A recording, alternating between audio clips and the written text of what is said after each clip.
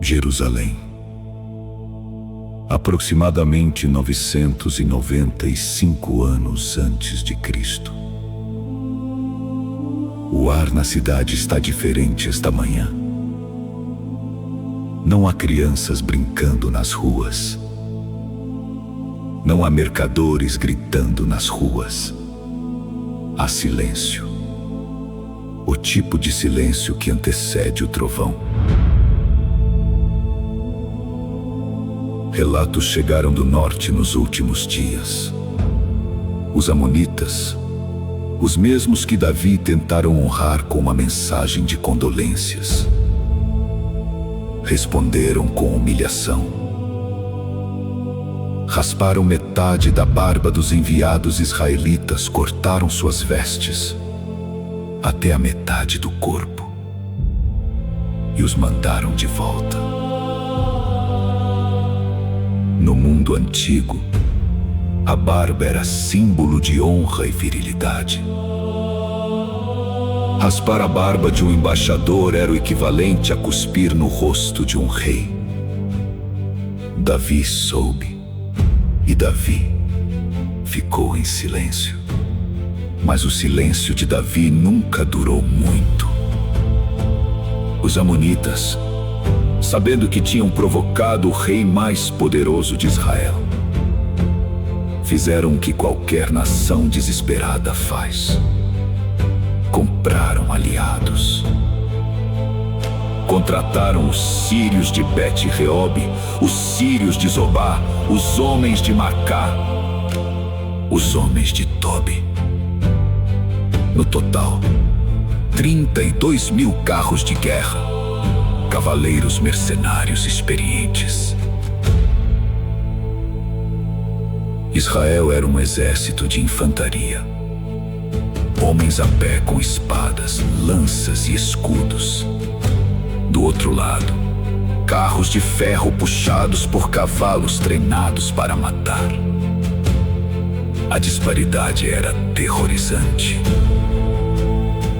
E é nesse momento, antes de Joabe marchar, antes do primeiro sangue ser derramado, que Davi vai ao tabernáculo. Não para pedir estratégia. Não para consultar gerais. Não para consultar gerais. Para sacrifícios. E o povo se reúne ao redor e começa a cantar. O que eles cantam é o Salmo 20.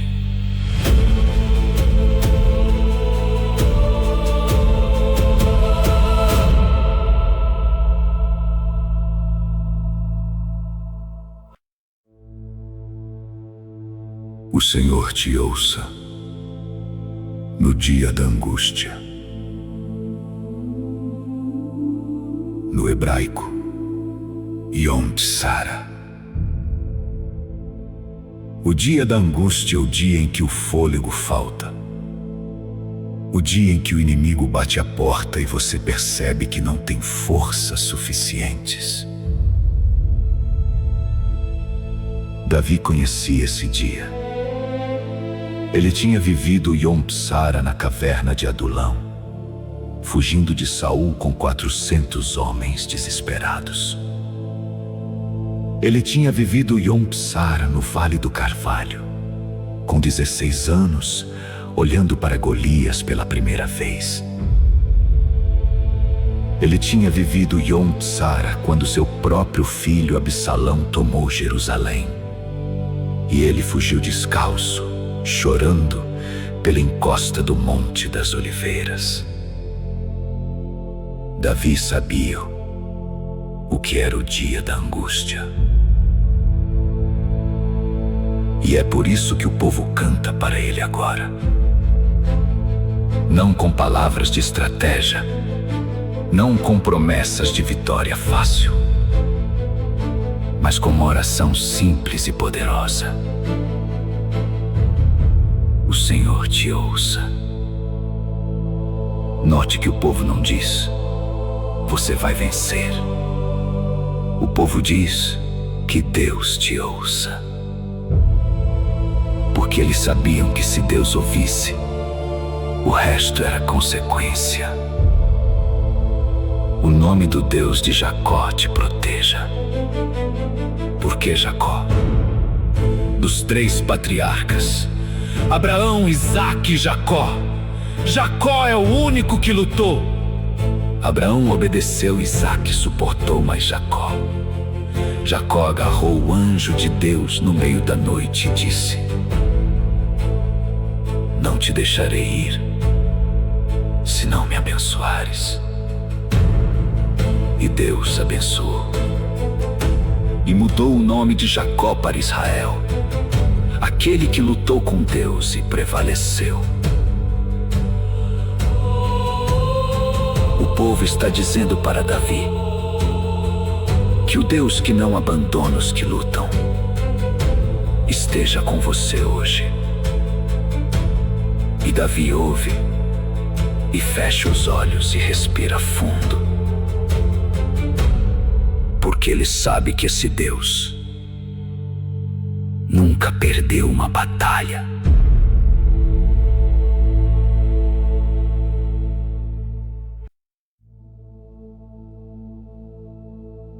Envia-que ajuda desde o seu santuário.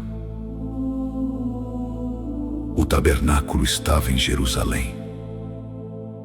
Era uma estrutura de tendas e cortinas, não o templo de pedra que Salomão construiria depois.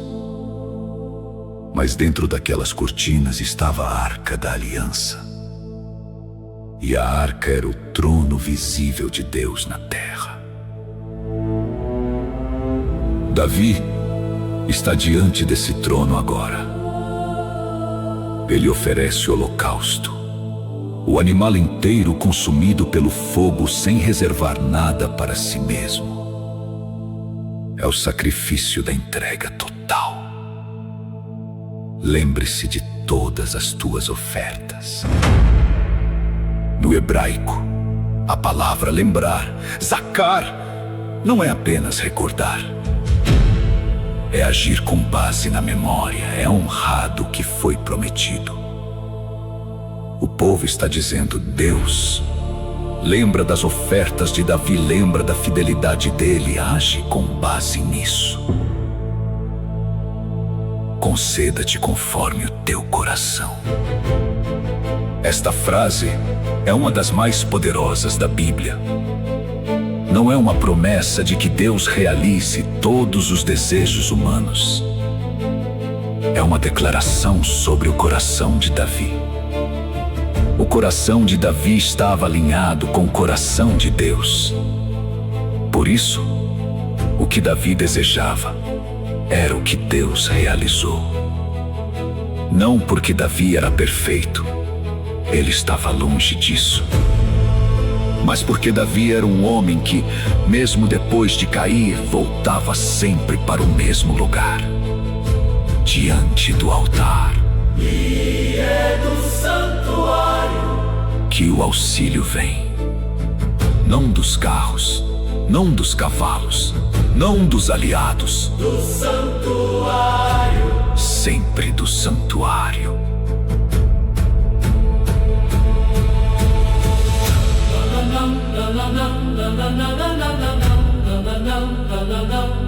Cantaremos com alegria a tua vitória.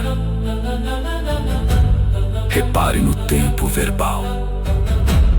A batalha ainda não aconteceu. Os carros sírios ainda estão no horizonte, o sangue ainda não foi derramado. E o povo já canta a vitória. Isso não é ingenuidade, não é otimismo barato. É fé bíblica. A fé bíblica não espera ver para crer, ela crê e então vê. Em nome do nosso Deus, levantamos o nosso pendão. No mundo antigo, levantar um estandarte, uma bandeira, era um ato de posse. Era dizer: este território pertence a quem esta bandeira representa. Os exércitos levantaram seus padrões antes de marchar. Mas o estandarte de Israel não tinha o rosto de um rei. Não tinha o símbolo de uma tribo. Tinha um nome. Jeová Nissi. O Senhor é a minha bandeira. Moisés havia dado esse nome a Deus depois da batalha contra os amalequitas no deserto. Enquanto Moisés mantinha os braços levantados, Israel vencia. Quando os braços caíram, Israel recuava. Não era a força dos braços de Moisés que decidia a batalha. Era a presença do nome acima do campo. E agora, séculos depois, o povo de Davi levanta o mesmo estandarte, o mesmo nome, sobre o mesmo tipo de impossibilidade. realize o Senhor Todos os seus pedidos. Todos, não alguns, todos. Porque quando o coração está alinhado com Deus, os pedidos também estão.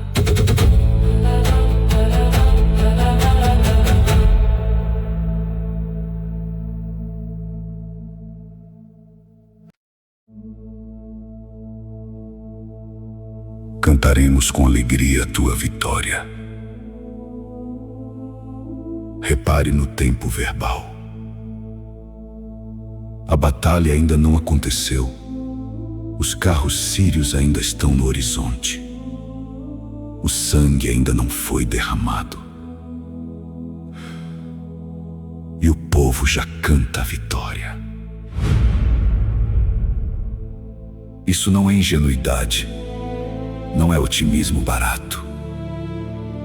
É fé bíblica. A fé bíblica não espera ver para crer. Ela crê e então vê. Em nome do nosso Deus, levantaremos o nosso pendão. No mundo antigo, levantar um estandarte, uma bandeira, era um ato de posse. Era dizer: este território pertence a quem esta bandeira representa. Os exércitos levantavam seus estandartes antes de marchar. Mas o estandarte de Israel não tinha o rosto de um rei, não tinha o símbolo de uma tribo. Tinha o nome: Jeová Nissi. O Senhor é a minha bandeira.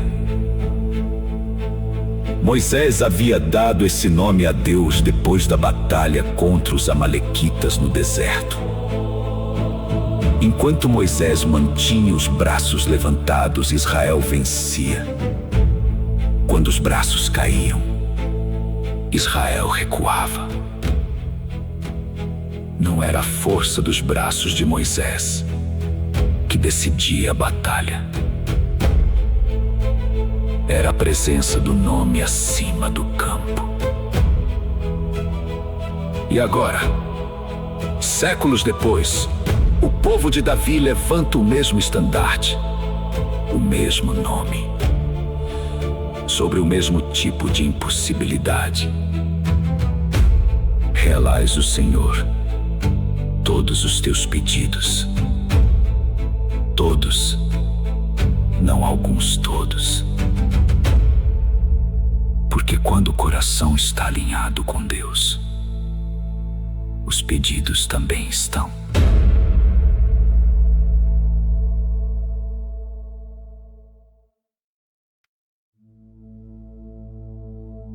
E então, a voz muda. Até aqui, era o povo cantando para o rei. Agora, alguém responde. Talvez um profeta, talvez o próprio Davi. Talvez o sacerdote diante do altar. Mas a voz que fala agora não é de dúvida. Agora sei que o Senhor salva o seu ungido. Agora sei. Não. Espero que Deus salve. Não. Acredito que talvez Deus salve.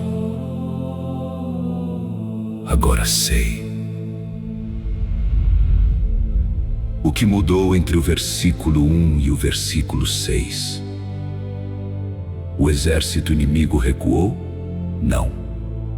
Os carros de guerra desapareceram? Não. A situação militar melhorou? Não. O que mudou foi o que aconteceu diante do altar. O sacrifício foi oferecido, a oração foi feita, o coração foi entregue. E no invisível, o veredito já havia sido dado.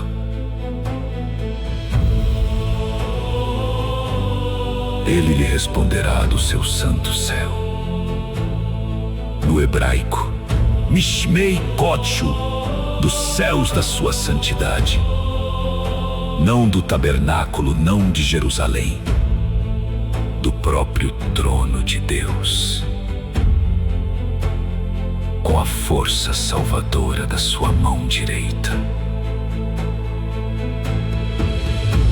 A mão direita, no mundo antigo, era o lugar do poder absoluto. Era com a mão direita que o rei assinava decretos, que o guerreiro empunhava a espada, que o pai abençoava o filho primogênito. Deus vai agir com a mão direita, não com a mão esquerda da providência silenciosa, com a mão direita do poder declarado. E a palavra ungido, Mashiach, ecoa por toda a história. Aqui, ela se refere a Davi. Mas séculos depois, um outro ungido viria. E esse ungido também enfrentaria um inimigo que parecia invencível. E também seria respondido do santo céu, com a força salvadora da mão direita de Deus.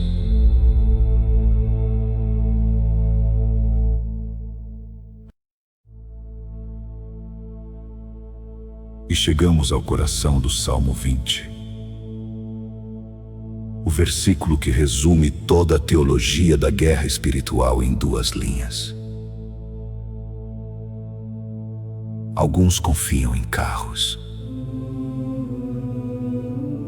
Os carros de guerra sírios eram a tecnologia mais avançada de destruição da época. Eram construídos com madeira reforçada e ferro puxados por 2 cavalos treinados para não recuar diante de nada. Tinham rodas com lâminas nas laterais que cortavam as pernas dos soldados de infantaria. Um único carro de guerra podia derrubar dezenas de homens a pé em segundos. 32 mil desses carros estavam do outro lado. E outros em cavalos. Os cavalos de guerra eram animais selecionados por gerações para a batalha. Eram maiores, mais rápidos e mais agressivos do que qualquer animal que Israel possuía. Ter cavalos era ter velocidade. Ter carros era ter invencibilidade.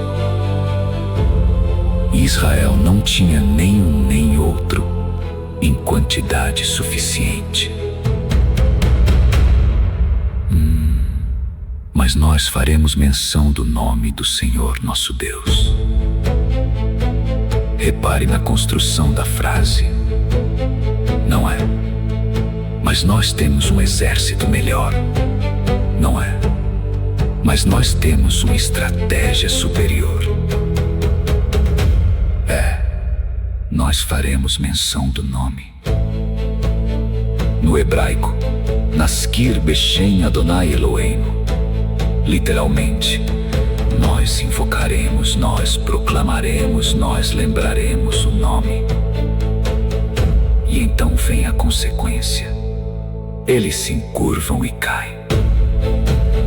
Os carros, os cavalos, os 32 mil guerreiros, eles se encurvam e caem.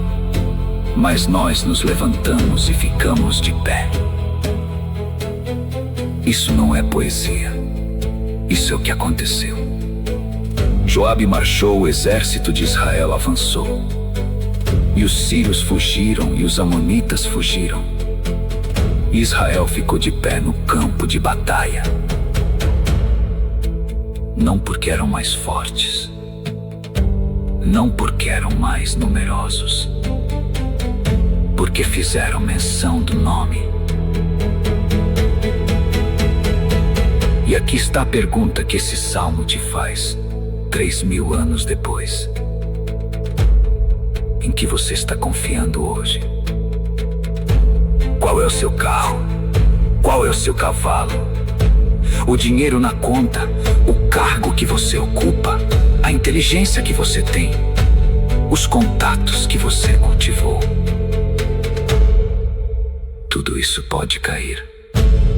Tudo isso pode ser derrubado em um único dia.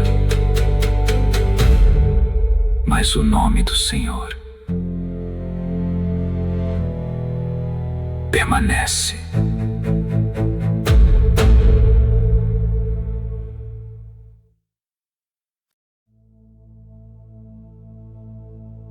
Salmo 20, o cântico de Davi, antes da batalha. A oração de um povo por seu rei e a resposta de um rei que conhece o seu Deus. O Senhor te ouça no dia da angústia. O nome do Deus de Jacó te proteja. Envie-te auxílio desde o seu santuário e do Sião te sustente. Lembre-se de todas as tuas ofertas e aceite o teu holocausto. Conceda-te conforme o teu coração e realize todos os teus desígnios. Cantaremos com alegria a tua vitória e em nome do nosso Deus levantaremos o nosso pendão. Realize, Senhor, todos os teus pedidos. Agora sei que o Senhor salva o seu ungido. Ele lhe responderá do seu santo céu, com a força salvadora da sua mão direita.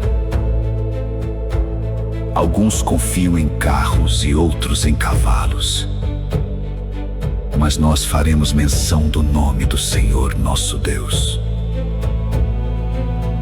Eles se encurvam e caem, mas nós nos levantamos e ficamos de pé. Salva-nos, Senhor! Ouça-nos o Rei quando clamarmos. 3000 anos depois, o campo de batalha mudou. Os carros de ferro viraram outras coisas. O medo tem outros nomes, mas a oração é a mesma. O Senhor te ouça no dia da angústia. Talvez hoje seja o seu dia da angústia. Talvez você esteja olhando para um inimigo que parece maior do que você. Uma doença, uma dívida, um relacionamento destruído, um futuro que parece fechado. E o Salmo 20 te diz: não olhe para os carros, não conte os cavalos, faça menção do nome. Porque os que confiam em carros se encurvam e caem, mas os que invocam o nome do Senhor se levantam e ficam de pé. Que o Deus de Jacó te proteja esta noite. Que Ele te envie auxílio do santuário. Que a força salvadora da sua mão direita repouse sobre você. Até o próximo salmo.